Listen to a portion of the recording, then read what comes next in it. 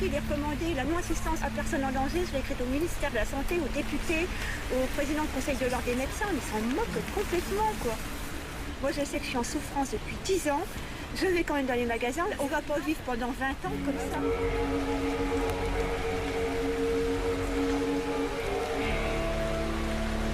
Et ils s'en foutent. On est juste des gens qui se réunissent dans la forêt. Ils ne comprennent pas qu'on est en train de crever. Ils ne comprennent pas ça, en fait. Il y a très peu de gens qui accèdent de manière sensible à ce qui est en train de nous arriver.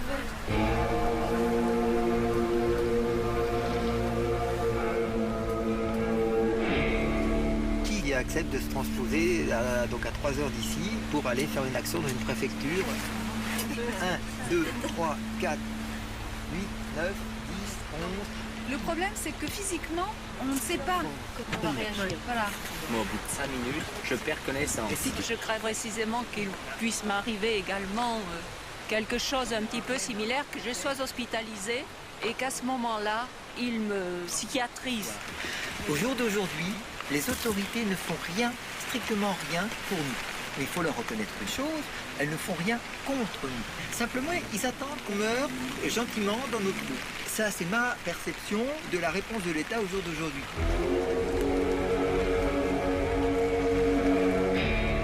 En venant là, je découvrais qu'il fallait que je tienne ma caméra à distance, parce que certains y étaient sensibles. Je découvrais aussi que malgré le froid, cette forêt était plus accueillante que n'importe quel endroit chaud en ville, puisqu'on était loin des antennes relais et de tout ce qui va avec. Je découvrais enfin que ceux que l'on appelait les électro-hypersensibles étaient plus nombreux que je pouvais le supposer, et qu'il y en avait dans le monde entier.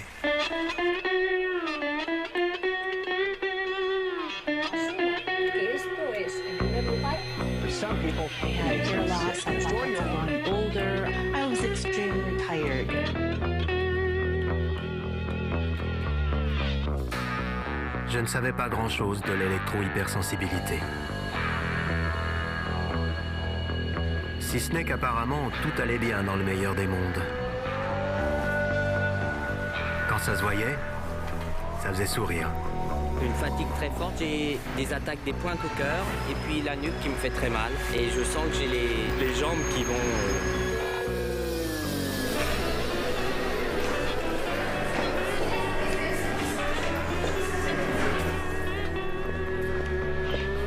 Officiellement, c'était une peur irrationnelle, une psychose. Certains souffraient, d'autres, comme moi, ne sentaient rien. Ceux qui se plaignaient ainsi étaient-ils des exceptions, des illuminés? Her doctor agreed. And his reaction was move.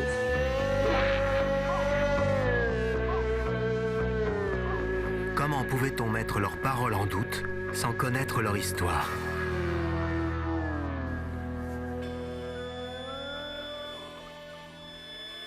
Alors, là, en fait... C'est quoi qu'on entend là? En fait, avec l'expérience, il y a du DECT et de la téléphonie mobile. Bon, je suis obligé de traduire. DECT, acronyme pour téléphone digital sans fil.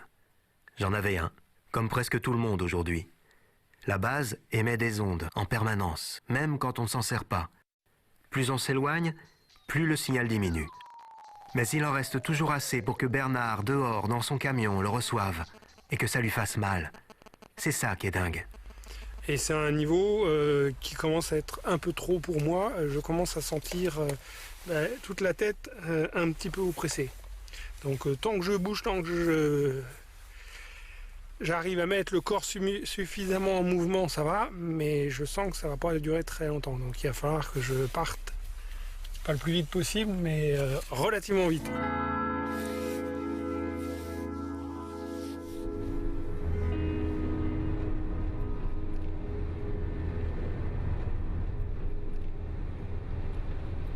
Alors là, on va passer dans un petit hameau. Il y a quelques maisons. Voilà. C'est le château d'eau du village qui est plus haut là-haut.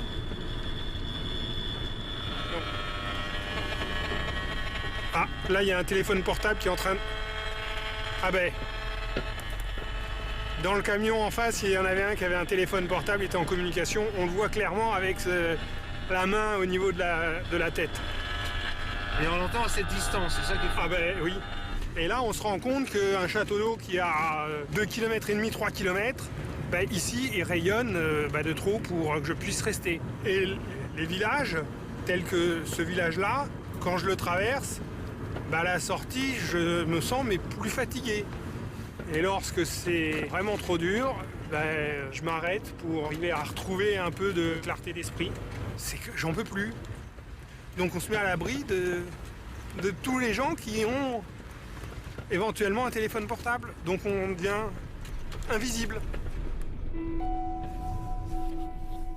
J'en ai mis du temps à comprendre.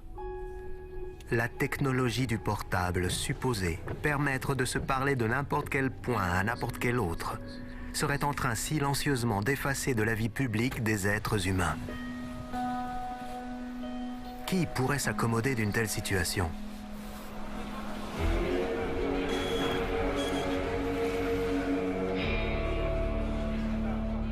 J'avais souvent des réunions à Paris. Maintenant, actuellement, je n'y arrive plus. Je suis épuisée. Et puis mes collègues en réunion, elles ont beaucoup de mal à comprendre qu'il faut éteindre leur téléphone. Parce que très vite, j'ai très mal à la tête, j'ai des arythmies cardiaques, j'ai des hypoglycémies. Enfin, je souffre beaucoup, beaucoup. D'une manière globale, les transports, ça devient trop difficile. Moi, je ne compte pas les gens qui ont leur téléphone. Je compte les gens qui n'ont pas leur téléphone.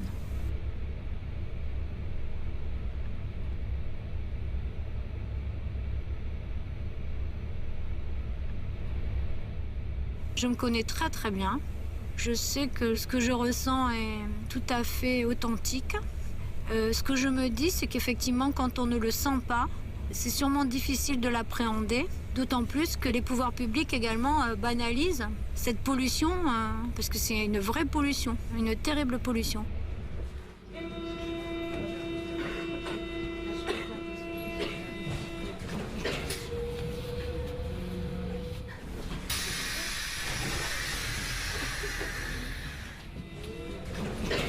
Elle est magnifique. Tu les sens à cette distance, les antennes? Ça me fait ça, un truc comme ça. Depuis 1 an et demi, il y avait quelque chose qui me vrillait les cellules, vraiment. Et en septembre, ça s'est confirmé. Je suis passée à des voisins qui ont 3 adolescents avec des téléphones en 3G. Ce sont des personnes qui ont plusieurs PC portables, qui sont en Wi-Fi jour et nuit.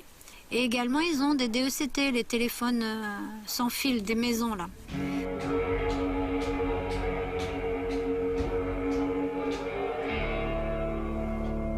Et il ne changera rien parce que c'est tellement pratique, dit-il.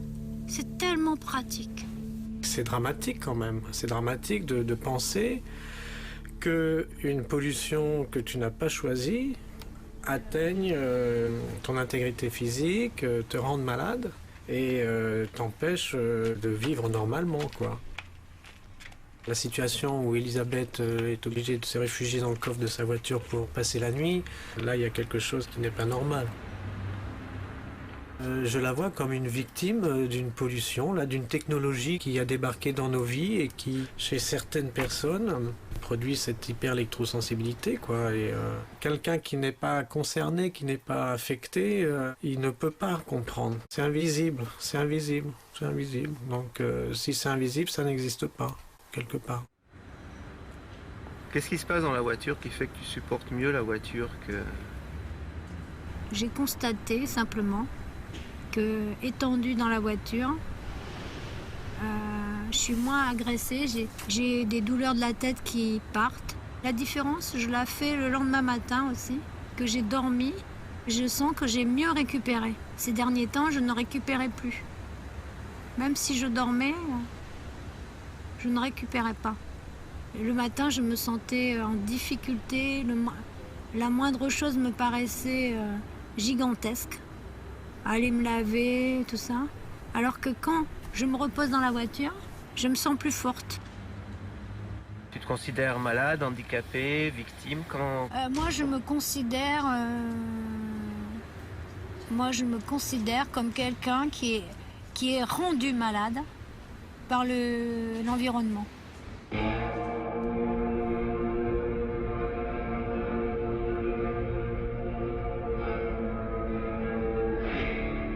Habiter Paris, avoir un métier, une maison, et être obligé de coucher dans sa voiture en plein hiver parce que le Wi-Fi des voisins vous empêche de dormir, la chose me paraît inimaginable. Mais les surprises ne font que commencer. Le phénomène touche toutes les régions. Marine écrivait pour le théâtre. Ce qui me frappe dans son témoignage, comme dans tous ceux que je suis en train de rassembler, c'est la violence des symptômes et le contraste avec le calme apparent d'un jour comme aujourd'hui. La question s'est vraiment posée pour moi, est-ce que je vais y survivre ou pas? Maintenant, je pense que oui, mais c'est jamais gagné.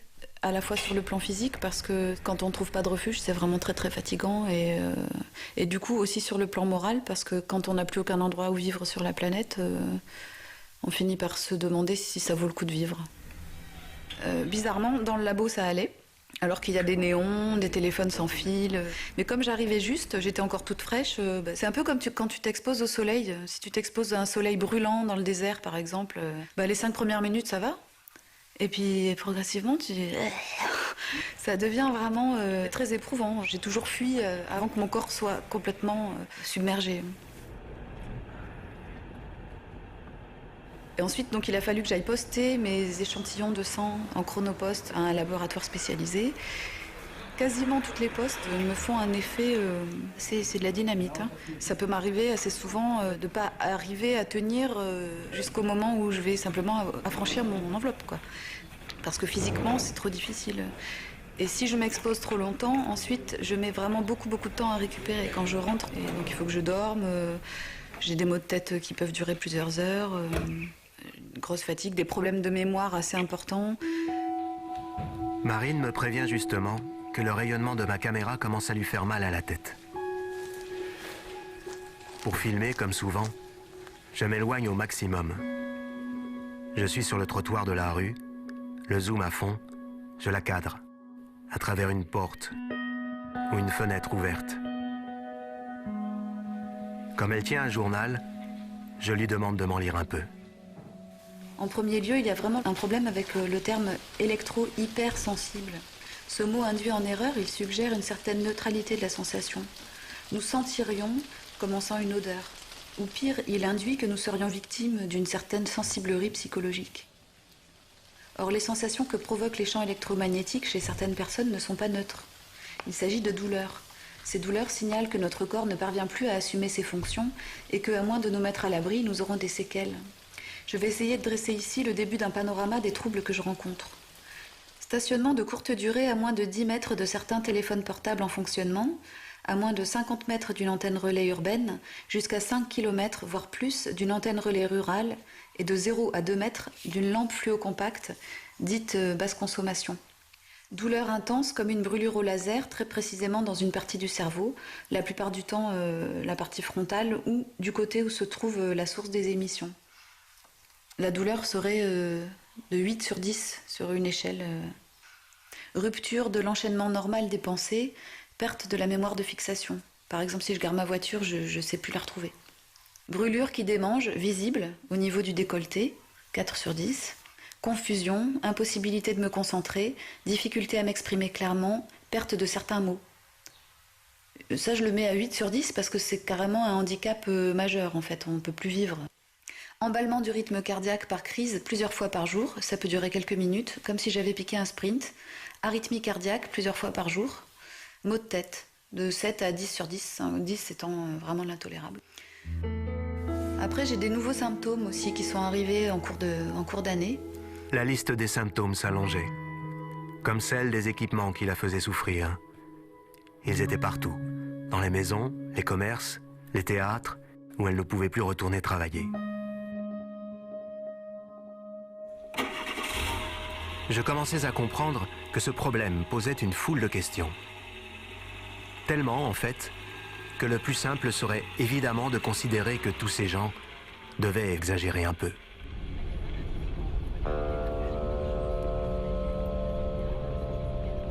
Justement, une conférence internationale sur les champs électromagnétiques et la santé se tenait à Bruxelles. Sur place, j'apprends qu'aucun scientifique indépendant connu pour tirer la sonnette d'alarme n'a été invité à s'exprimer. À la tribune, seules les études qui n'ont rien trouvé d'alarmant sont présentées. Du coup, aucun risque de cancer ou de maladie neurodégénérative liée à l'usage de la téléphonie mobile n'a été détecté. Par principe, les études alarmistes ont été écartées des présentations de la journée. On a vu que pour les utilisateurs à très court terme, on n'a pas beaucoup de choses qui se passent. Il n'y a pas véritablement de preuves. Il y a des incertitudes, mais à part ça, pas vraiment grand-chose à remarquer. D'ailleurs, on ne peut pas établir de lien de cause à effet. Je vous remercie.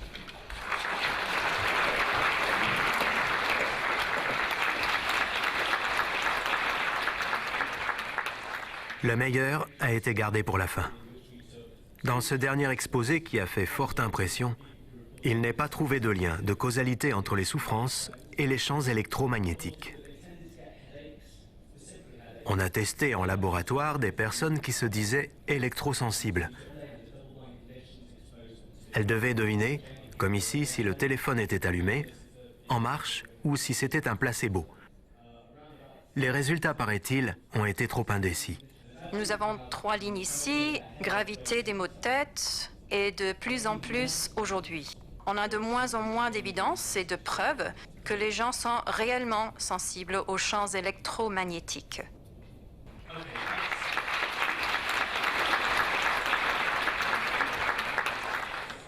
Cette étude a beaucoup choqué les EHS. Ils avaient tous expérimenté un lien tangible entre des symptômes et des équipements, chez eux ou au travail. Ordinateur, box Wi-Fi, téléphone portable.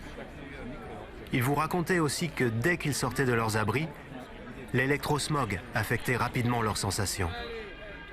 S'ils n'étaient déjà plus dans un état normal en entrant dans le laboratoire, que valait ce type d'expérience ? Kerstin Stenberg. Je représente l'Alliance internationale des champs électromagnétiques, organisation qui rassemble près de 70 ONG de par le monde. D'une manière ou d'une autre, ces personnes ont toutes quelque chose en commun. Elles ont été hautement exposées aux champs électromagnétiques et elles ont développé une sensibilité alors qu'elles travaillaient, alors qu'elles vivaient près d'antennes relais ou de radars. Moi, je peux vous dire que j'ai rendu visite à de nombreux électrosensibles en Suède et en France. Et quand ils quittent leur domicile, ils ont un dispositif de mesure de champs électromagnétiques. Ils vont repérer les hautes et les basses fréquences. Donc, ils savent exactement quel environnement éviter. Si ils avaient pu être là, parce qu'avec tous les téléphones portables allumés dans la salle, ils se seraient sentis humiliés d'entendre que ce qu'ils vivent au quotidien soit ainsi contesté. Et je m'interroge, comment a-t-on fait ces études ? Quelque chose ne va pas si on compare la réalité qui a pu être observée et qui est l'objet de preuves depuis plus de 30 ans.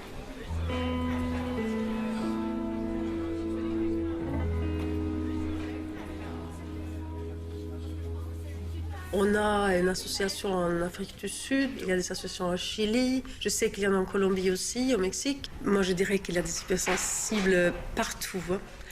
Partout dans le monde. Nous, on est déjà à 65 associations du monde entier. C'est pas du tout comme certains disent qu'ils deviennent électrosensibles parce qu'ils ont peur de nouvelles technologies. Ça, c'est archi faux. Les symptômes arrivent d'abord et après, ils commencent à se rendre compte. Et d'abord, il y a aussi souvent une période de déni parce qu'on ne veut pas avoir ce problème.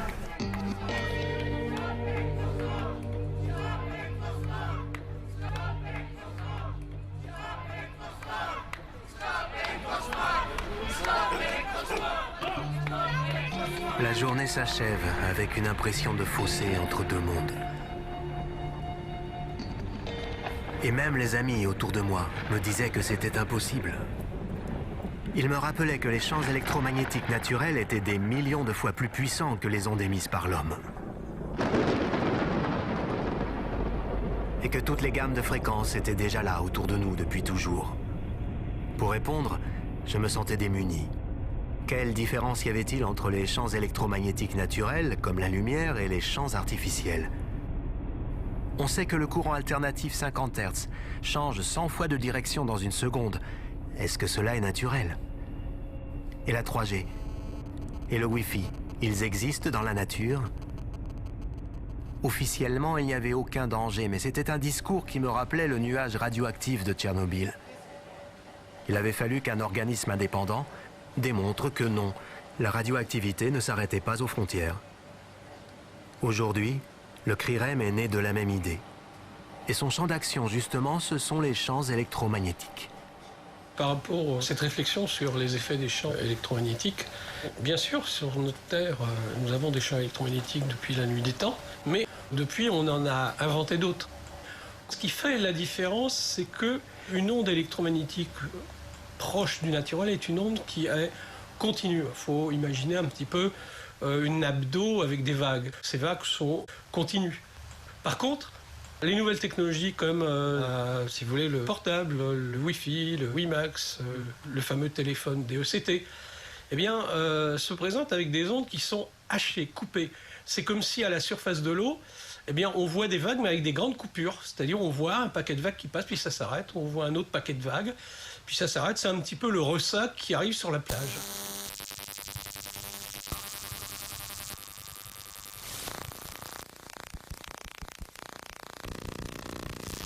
Et ça, c'est quelque chose que nos cellules n'aiment pas trop, parce que quand les ondes sont hachées, comme on l'a dit, ou pulsées, comme on le dit, eh bien, les cellules sont très stimulées et ne s'adaptent pas. Et ça peut engendrer des pathologies si ça dure un certain temps. Au départ, je m'étais promis de ne garder que des témoignages vécus directement. Était-ce le cas avec Pierre Leruse? Eh bien oui. Dans les années 80, le futur docteur en physiologie étudie à l'université de Rennes les effets biologiques du radar pour le compte des militaires.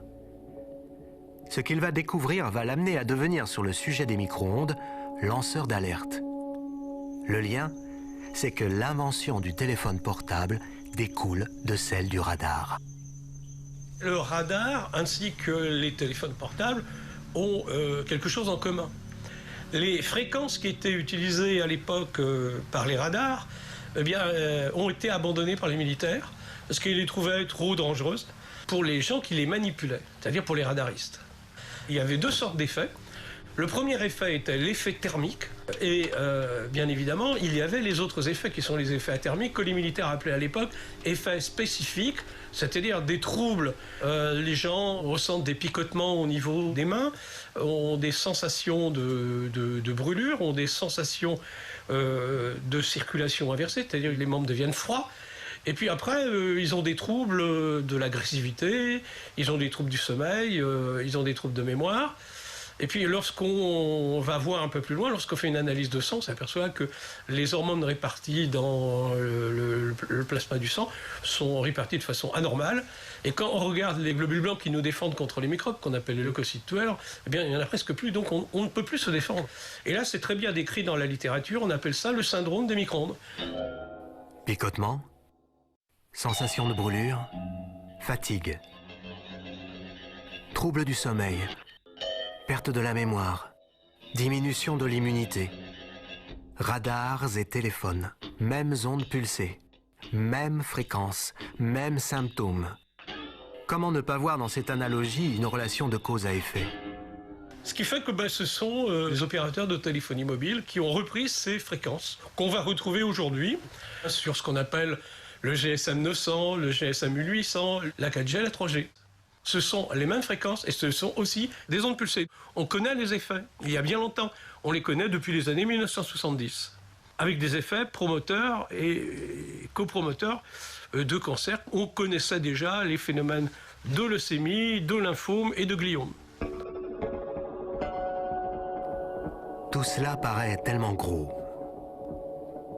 raconté calmement comme une évidence.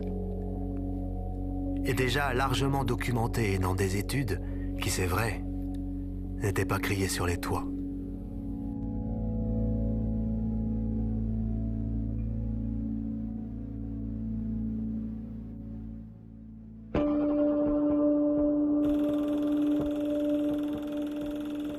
On plaçait des jeunes rats sous un rayonnement électromagnétique radar dans des fréquences qui sont les fréquences de la téléphonie aujourd'hui et naturellement pulsées. Et on s'apercevait qu'au bout de 2 jours, si on sortait ces animaux de sous leur rayonnement, pendant toute la vie jeune, il n'y avait pas de troubles. Par contre, après la puberté, on trouvait des troubles relativement graves comme des troubles du comportement, des troubles d'agressivité et surtout une stérilité qui était permanente. À l'époque, on pouvait dire que les ondes électromagnétiques qu'on appelait les micro-ondes ou les hyperfréquences étaient dangereuses pour la santé du rat de laboratoire, mais on avait aussi quelques expériences dans la bibliographie des accidents qui étaient arrivés à des gens qui travaillaient sur les radars.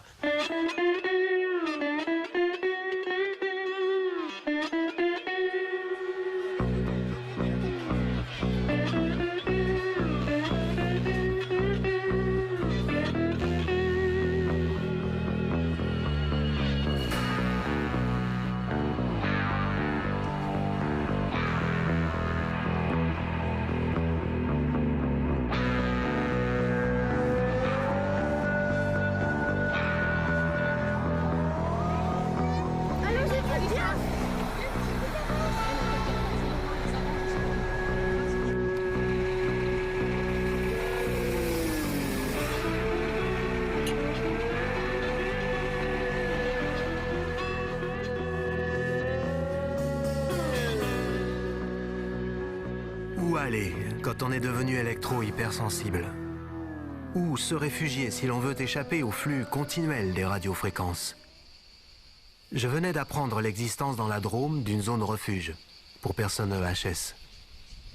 Il y avait là des caravanes aménagées, isolées contre les champs électromagnétiques et reliées à la Terre. Serge, à qui appartient le terrain, avait été officier dans l'armée. Il s'était occupé de la surveillance radar du temps de la guerre froide. Du coup, quand il a vu que l'on montait une antenne relais en face de chez lui, il savait ce qu'il en était. Il s'était engagé contre. Tout est longueur d'onde, la lumière est longueur d'onde, tout est longueur d'onde.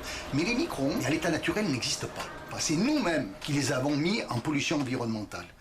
Doucement, c'est certain, avec des faisceaux hertziens dans les années 50, 60, etc. Et puis de plus en plus maintenant. Et on est passé de la téléphonie mobile qui était une question de la voix, qui demandait très peu d'énergie, en 2G, à maintenant en 3G, 4G, avec énormément d'énergie. Et il faut être observateur, de regarder ce qui se passe sur les stations de base, donc les pylônes d'antenne relais. Les opérateurs aujourd'hui remplacent les câbles électriques parce qu'il y a besoin de beaucoup d'énergie. Cette énergie, on la retrouve dans l'air, c'est une pollution.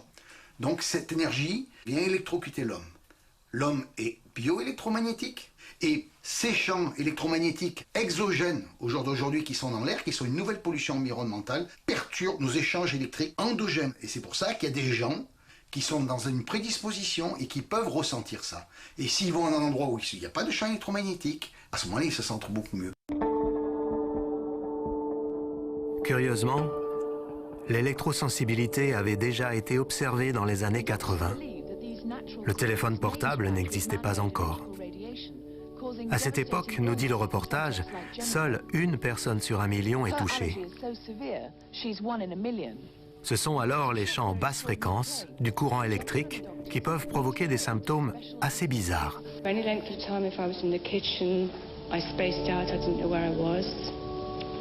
And it took me about 2 hours perhaps to do a 10-minute job. But I really, it was so vague, just totally vague. Les docteurs Monroe et Smith émettent de faibles champs électromagnétiques par le biais d'une antenne. Arrivés aux fréquences du courant alternatif, les effets sont immédiats.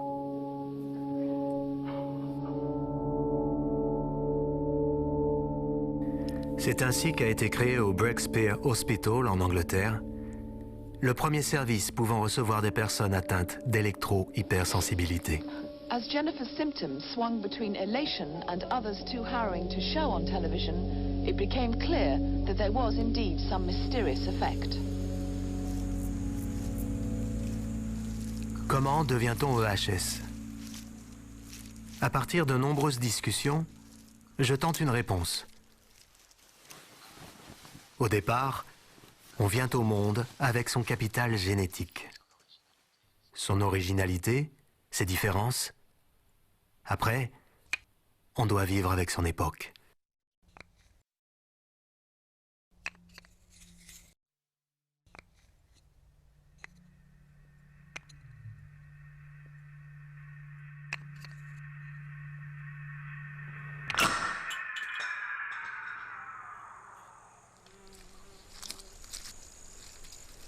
L'homme est électrosensible de nature.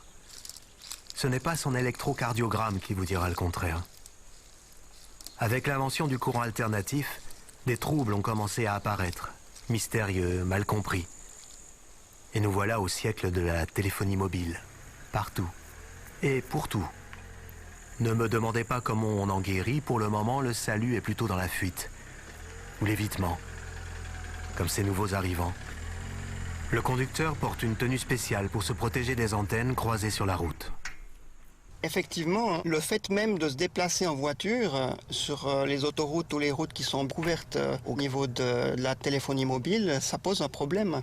On doit un peu louvoyer, zigzaguer entre les antennes relais, entre les sources de pollution électromagnétique.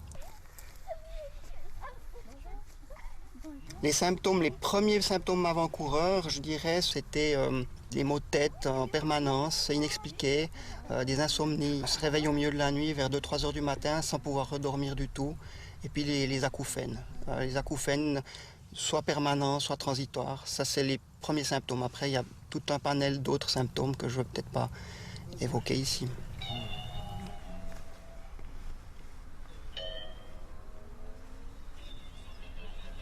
Quand j'ai commencé de parler ouvertement de cette électrosensibilité, j'ai rencontré toutes sortes de réactions. Des gens totalement incrédules, ils hochent la tête, mais on voit bien qu'ils ne croient pas un mot de ce qu'on raconte. Et puis d'autres qui étaient un peu plus à l'écoute, notamment un ami d'enfance qui disait que le dimanche soir, il avait d'épouvantables céphalées à son domicile familial. Je suis allé avec mes appareils pour mesurer un petit peu les émissions électromagnétiques à sa maison, et on s'est aperçu que son téléphone DECT, téléphone sans fil, émettait énormément. Et la semaine d'après, il avait liquidé son téléphone, et puis depuis, il n'a plus de maux de tête le dimanche soir à son domicile. Pour ma part, si je me soustrais à l'électrosmog, je vais parfaitement bien. Ce qui me fait dire que ce n'est pas une maladie, mais que c'est vraiment l'environnement qui est inadéquat à la vie de certains humains. Cette femme avait fui Paris. Elle disait qu'elle n'avait pas réussi à dormir depuis 72 heures. L'impossibilité à trouver le sommeil était un symptôme qui revenait régulièrement.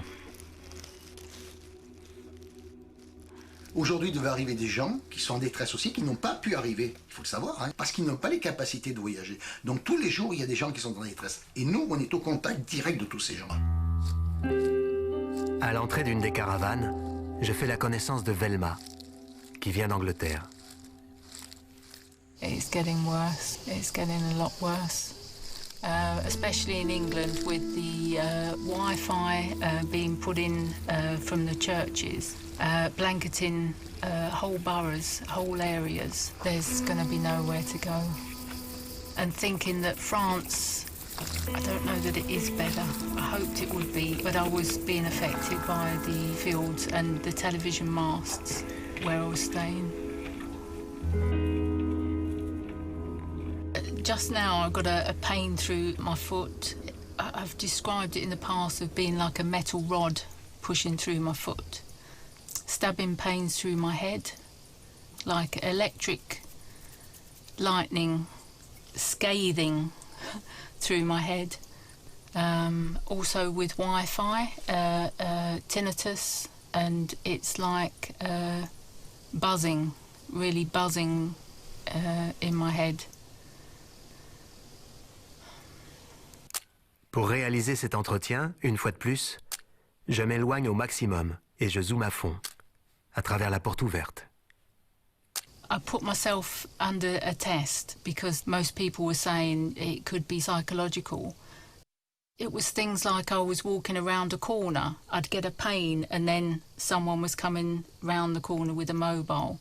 I sat at the theatre, I'd get a pain, turn around, someone was texting. But also I used to use a mobile, 2G mobile, and that the quality of the pain that I used to get in my head, I'd get that with the mobile and then not get it. So it was as literally as simple as that. You get a pain, you don't get a pain. And then after that, I still was doubting it could be that. So I bought a meter and I was testing with the meter and found when there was pain, there was always a signal. When there was no pain, no signal.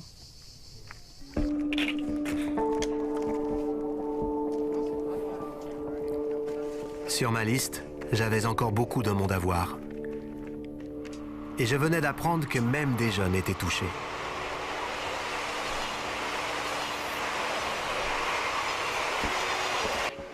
Arrivé en 6e, Ethan, lui aussi, n'arrivait plus à dormir. 1 an d'insomnie et de douleur. Il n'était plus en état de suivre les cours. D'un seul coup, Ethan, en pleine nuit, a hurlé de douleur. Oui, c'est vraiment le mot hurler. On est complètement impuissant, on comprend pas ce qu'il a. C'est effrayant. Les douleurs au ventre, mal de tête, vertige, insomnie. Et ça a continué comme ça pendant des mois. On cherchait. Donc ce qui nous a frappé avec mon mari, c'était la violence des symptômes. Une fois, il a eu des acouphènes tellement violentes qu'il hurlait. Et même s'il se bouchait les oreilles, c'était comme si on lui avait branché, il m'a dit, un haut-parleur dans la tête. Enfin, c'était... Donc des symptômes d'un seul coup qu'apparaissent, une panoplie énorme. Les parents consultent plusieurs médecins qui envoient le garçon chez le psychologue. Est-ce une phobie scolaire? Non. Ethan était un des premiers de sa classe. Et puis, arrive un autre incident. Si un jour, Ethan ne rentrait pas d'école, je prends la voiture, donc je pars à sa rencontre et je le vois dans une côte qui était contre le mur, qui ne bougeait plus. Et en fait, il n'arrivait plus à monter la côte. 11 ans, plus monter une côte et être comme ça, c'est pas possible. Il était tétanisé, il avait plus de force. Ça commençait vraiment à nous inquiéter, mais on n'avait toujours pas de réponse en face de nous. Entre-temps, j'avais vu aussi une émission, mais moi, j'avais pas fait le lien, parce que ça me semblait pas possible. C'est dans l'air avec le professeur Belpomme. Donc je recherche, et là, je vois effectivement que Ethan avait exactement tous les symptômes des personnes électro-hypersensibles.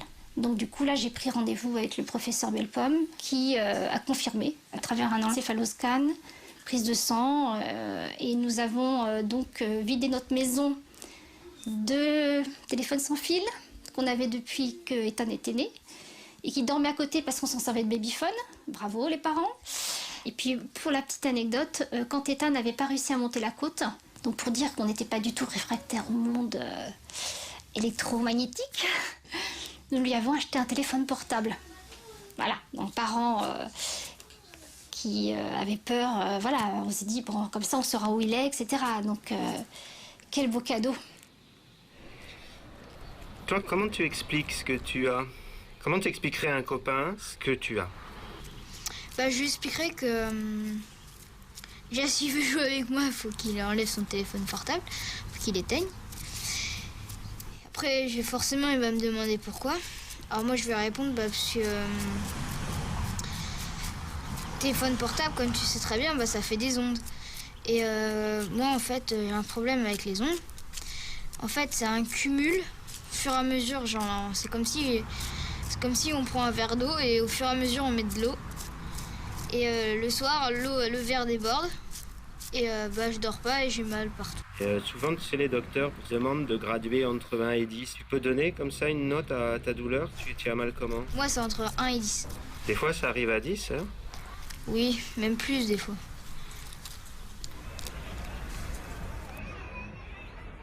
Ses parents ont essayé de le changer de collège. Peine perdue. Il y a des portables et des antennes partout. Plus personne ne s'inquiète de son absence. La famille voudrait quitter le centre-ville, mais pour aller où?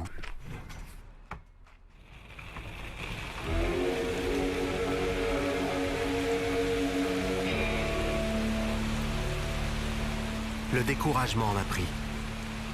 Que pouvait-on y faire? Qui pouvait comprendre la cruauté de ces situations? Les médecins eux-mêmes, dans leur grande majorité, n'y croyant pas. Et puis, arrivé chez moi, à nouveau, une voix sur mon répondeur.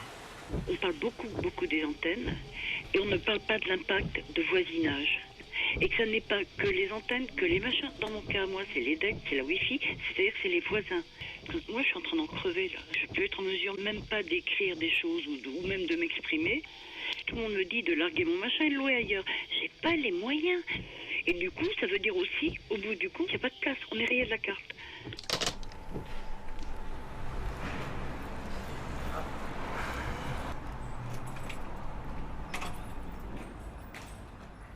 Je savais qu'il y avait des médecins électrosensibles. Mais jusqu'alors, aucun n'avait accepté de témoigner. Ayant peur eux-mêmes de ne pas être pris au sérieux. Me sentant mal dans mon logement, ayant des troubles du sommeil, des problèmes d'attention, de concentration, de brouillage des pensées, surtout les troubles du sommeil, quoi, de pas trouver l'endroit où on peut se reposer. Et je cherchais dans mon appartement, est-ce qu'il y a un endroit où je vais être mieux? Je me suis couché un peu partout, dans la salle de bain, dans le couloir, etc. D'où ça vient, ce qui me perturbe? Ça vient des fenêtres. En fermant les volets, ça allait mieux. C'est Internet qui aide à comprendre. C'est-à-dire qu'on tape quelques mots-clés, antenne, trouble du sommeil, on fait le rapprochement entre ce qu'on vit et ce que les autres ont vécu, et c'est exactement ça. Par quel bout qu'on prenne les choses, on y arrive à cette évidence que la nature même du vivant a à voir avec l'électromagnétisme. C'est ontologique. C'est même pas une question. Qu'est-ce que pourrait être une zone blanche?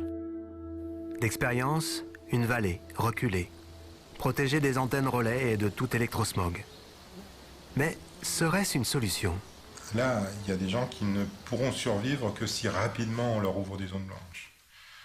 Il y a des personnes qui survivent dans des grottes, dans des caves, dans des forêts, qui vivent dehors, qui se couchent par terre. Bon, on est dans une situation d'urgence où il faudrait, si on voulait sauver un certain nombre de personnes, ouvrir très rapidement des zones blanches un peu partout.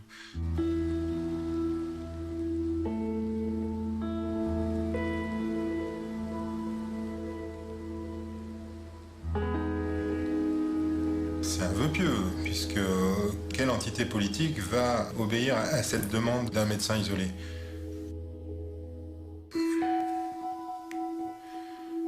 Les gens qui prennent des décisions en ce moment et qui prennent des décisions qui sont suivies des faits sont conseillés par des gens qui sont de la banque, de l'industrie, de la finance et dont les préoccupations sont aux antipodes de ce que je suis en train de dire. Mais sur le terrain, ce n'est pas simple non plus. Je retrouve Bernard qui a enfin cru se dénicher une petite zone presque blanche. Un hameau, loin des antennes, 10 maisons et autant d'habitants. Donc là, j'ai mon détecteur qui permet d'avoir le son en fonction du rayonnement. Porte fermée. Et quand j'ouvre la porte, on a le signal qui vient en fait du DECT, de la maison qui est tout au bout. Et là, grâce à ce que j'ai rajouté sur la porte, ce grillage, ça me permet de me protéger des ondes électromagnétiques qui viennent du voisin. Donc ça, c'est un extrait du cadastre du hameau. Je suis ici, avec la pièce à vivre qui est à peu près au milieu. Et donc, c'est la maison qui est ici, où il y a 70-80 mètres. C'est là où il y a eu un DECT, et en fait, son DECT rayonne donc sur toute ma façade, donc rentre par les ouvertures, et rayonne également sur ma parcelle où j'avais mon jardin. Et ce voisin-là, il a également un DECT. Il rayonne par là. Ici, il y a une autre maison. Pareil, il y a un DECT. Et le seul endroit qui me reste, c'est soit à l'intérieur, soit derrière la maison. Mais qu'est-ce que ça te fait si tu vas jardiner si ça te met... Ça me faisait, quand j'allais jardiner, Donc quand j'y allais, ça allait bien. Et au bout de 10 minutes, un quart d'heure, j'étais complètement étourdi. Et puis il y a des fois, je manquais d'énergie, j'étais fatigué. Et puis les dernières pommes de terre que j'ai ramassées, j'étais assis par terre, donc sur la terre, à ramasser mes pommes de terre tellement que j'en pouvais plus. Mais j'ai été en confusion. Et tu as essayé de leur expliquer à tes voisins? Celui qui est de ce côté, il m'a dit qu'il faisait ce qu'il voulait chez lui.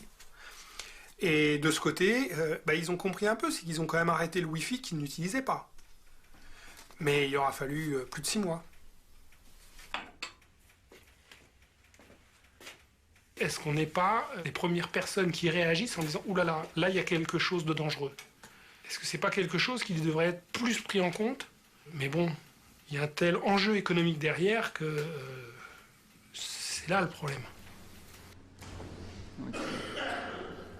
En France, s'il y a risque sanitaire, c'est à l'ANSES, Agence nationale de sécurité sanitaire, qu'il revient de tirer la sonnette d'alarme. Le sujet était remonté et donnait lieu à une journée d'exposé. Mais les études présentées, une fois de plus, ne s'intéressaient qu'à des effets à court terme, portant sur un seul type d'exposition à la fois. Les souris ne couraient aucun risque, du moins en laboratoire. Merci de votre attention et je suis à votre disposition pour des questions. Officiellement, l'électrosensibilité restait toujours médicalement inexpliquée. Mais à la fin de la journée, une phrase me laissait deviner comme une interrogation. Alors je pense que c'est un problème qui peut toucher un plus grand nombre de personnes dans l'avenir, à partir du moment où vous avez à la fois, si vous voulez, cette explosion de nouvelles technologies dont les gens sont friands, parce qu'aujourd'hui les gens ont du mal à se passer de la téléphonie mobile, mais avec des risques éventuels sur lesquels on se pose des questions, sur lesquels il y a des incertitudes, et donc vis-à-vis desquels il y a une méfiance grandissante. Et actuellement, il y a un grand nombre de personnes concernées ou ça reste un phénomène tout à fait mineur, un peu spectaculaire mais mineur? Non, il y a un nombre de plus en plus grand de personnes concernées. Hein. Quand on fait l'état des gens qui sont vus, par exemple, dans les consultations de pathologie professionnelle ou environnementale dans les CHU en France, c'est actuellement plusieurs centaines de personnes quand même. Et donc, potentiellement, ça concerne un nombre non négligeable de personnes dans la population.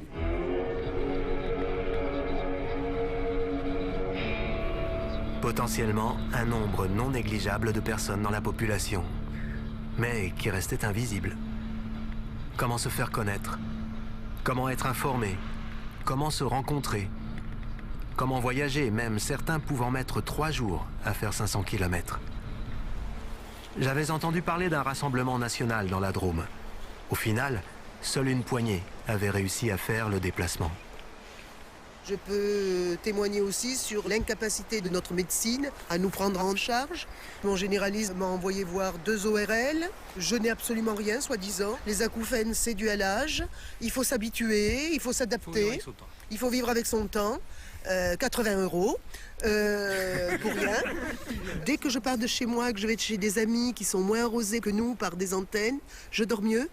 Mais toujours des réveils nocturnes, minuit, 1h du matin, 3h du matin, 5h du matin, des sifflements de temps en temps, après ça part. Donc je ne sais pas si je suis un quart électrosensible, la moitié, mais je ne pense pas être folle. Je pense que je suis électrosensible depuis pas mal d'années déjà, mais je ne l'avais pas très bien compris. C'est juste que, à force de se sentir mal, à côté d'un néon, d'une lampe, d'une prise électrique, et puis plus particulièrement des téléphones et surtout des antennes, c'est-à-dire de la ressentir avant même de la voir, là j'ai vraiment pris conscience que j'étais malade. Donc je suis venu là parce que j'ai commencé quand même à me demander si j'étais pas tout seul. Il faut vraiment qu'on crée des zones, faut trouver des zones blanches quoi, c'est tout, il faut le faire et il faut motiver des gens autour de nous. Je m'appelle Bernadette et j'ai 66 ans. J'habitais Paris, j'aimais Paris. J'étais en retraite. Néanmoins, je souffrais depuis plusieurs années de douleurs, contractures musculaires, brûlures, fourmillements, la tête très violemment, des acouphènes. J'avais aussi une immense fatigue. Une immense fatigue. des maux de tête implacables et une dizaine d'autres symptômes. Bernadette comprend soudain que tout cela s'aggrave en présence de champs électromagnétiques. Sa sensibilité ne faisant qu'augmenter, elle doit fuir Paris et essaie la campagne.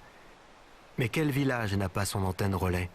Quel voisin n'a pas chez lui un DECT ou du Wi-Fi?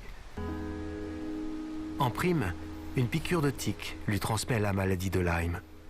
Elle rentre à Paris se faire soigner. Cette fois-ci, il faut absolument faire face aux ondes. Et là, à nouveau, je ne pouvais pas rester dans mon appartement. C'est épouvantable, c'est terrible, terrible. J'ai supplié.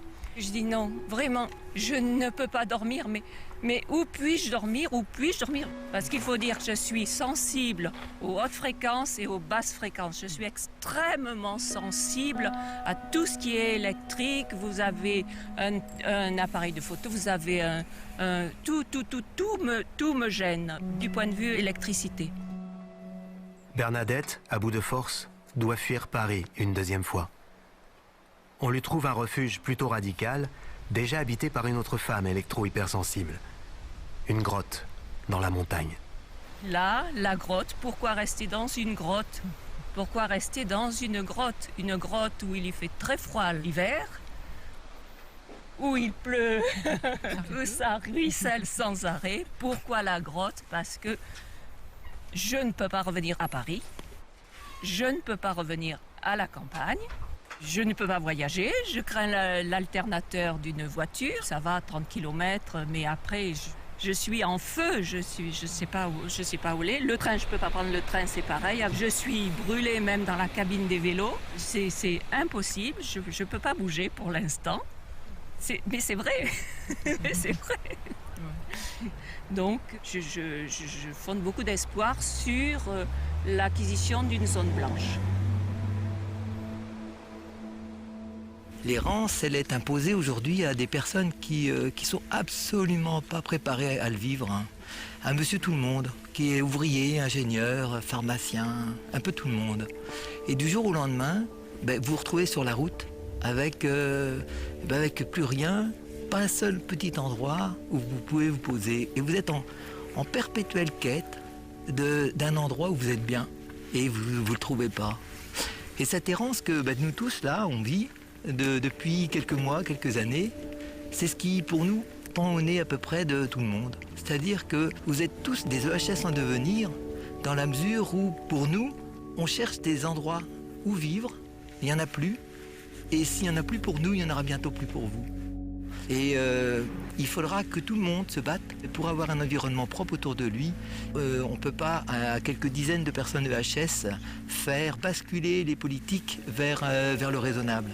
C'est tellement simple d'irradier et c'est tellement compliqué d'arriver à s'en extraire. Et reconstruire une vie dans une grotte, reconstruire une vie dans une cave, c'est pas simple. Hein. Et sincèrement, c'est pas enviable.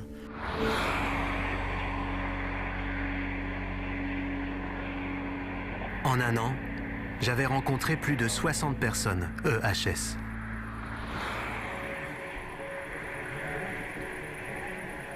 C'était 60 vies arrêtées, maltraitées, en stand-by. Mais quel était leur nombre réel? De chiffres sûrs, quelques centaines. Quelques milliers? Plus encore?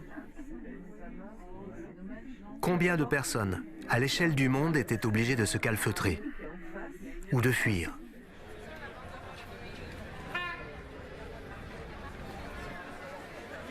Le phénomène allait-il s'arrêter là? Se développer encore? Allait-on continuer comme si de rien n'était? Autour de moi, j'entendais des voix qui disaient même que c'était comme ça, qu'on ne pouvait rien y faire. L'humanité tout entière devrait s'habituer à vivre dans l'électrosmog, sans permettre la possibilité, même limitée, de quelques zones blanches.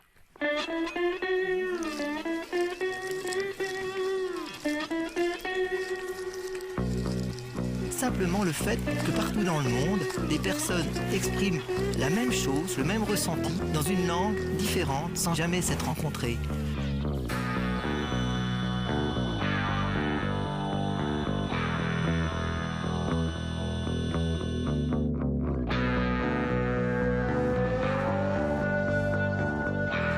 aller nulle part, nulle part, nulle part, nulle part.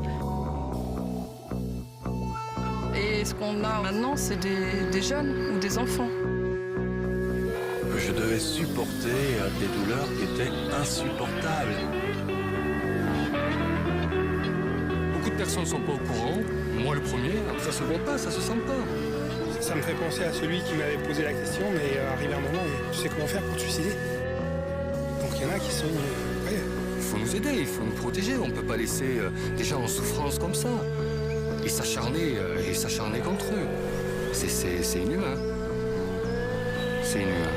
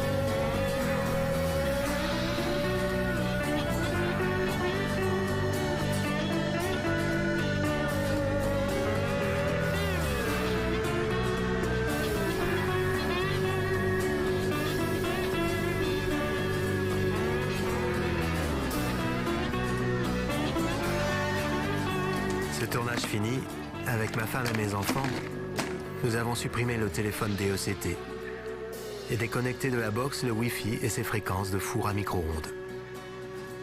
Nous avons reconnecté notre ordinateur et le téléphone avec des fils. Car sans être HS, des scientifiques disaient qu'il pouvait y avoir des risques accrus de cancer ou de maladies neurodégénératives. Si la santé ne tient qu'à quelques fils, pourquoi s'en passer ?